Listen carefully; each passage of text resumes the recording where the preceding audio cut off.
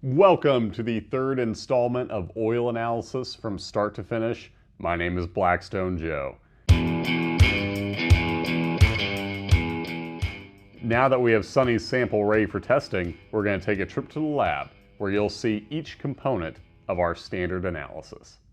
And here we are in the lab with Luke, who has so nicely participated in so many of our Blackstone media endeavors. Here he's going to begin separating the used oil into the varied amounts we need for the components of the standard analysis. Now, to get the ball rolling with any sample, we need to be able to mix it with kerosene. So you can see Luke is applying the kerosene, and then it's time to mix. And we have our own Blackstone specific contraption to do this. You can see that it mixes the kerosene and the oil, does it quite well, and that way we have the samples ready for analysis. Here you can see Luke setting samples inside of the centrifuge. Now this is what we need when we are going to measure insolubles. More on that test later.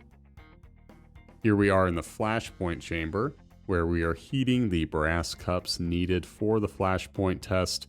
They need to be heated before we add oil to the used cups, and then begin keeping track of the temperature, which is very important as we want to know exactly how hot the oil was when the vapors ignited.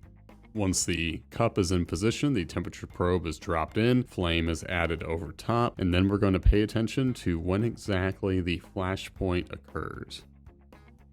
Now that the oil has flashed, we will record the exact temperature and then dispose of the sample into our secret box.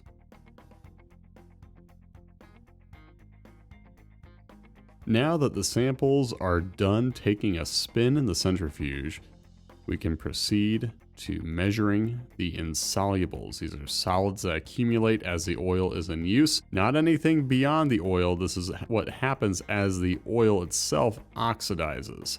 And we want to measure exactly how many insolubles are present, as that tells us how well your oil filtration system was working. Here we have solids at the bottom of the tube, and then we are going to look at how many are present, base the amount against the gauge we have prepared, and that allows us to record an exact percentage.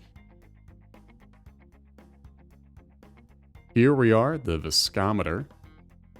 We dump the oil into a heated visc bath. Now we set a temperature of 212 degrees Fahrenheit or 100 degrees Celsius. That's because it's the temperature at which the oil spends the most time. It's operating temperature for most engines as well. And that way we have the oil, and that way we know how thick the oil is. The time it takes for the oil to pass through the tube is exactly the information we need to extrapolate the viscosity, which we will report both in Sabelt universal seconds and centistokes.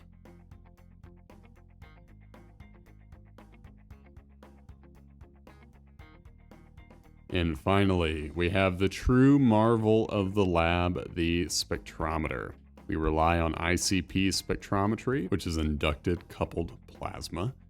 And the spectrometer supplies us with the information we need to determine wear metals, how many are present, signs of contaminants like coolant or excess dirt, as well as additive elements in the used oil.